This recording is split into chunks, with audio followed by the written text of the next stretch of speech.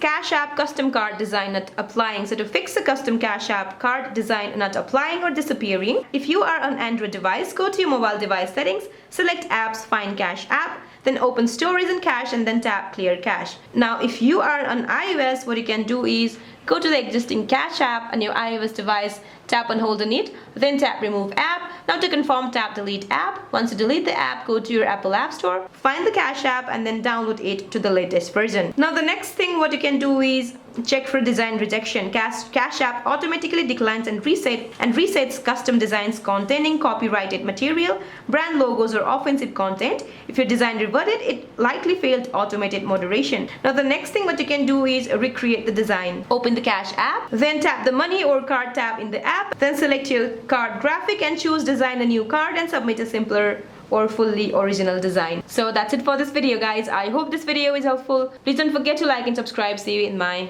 next video.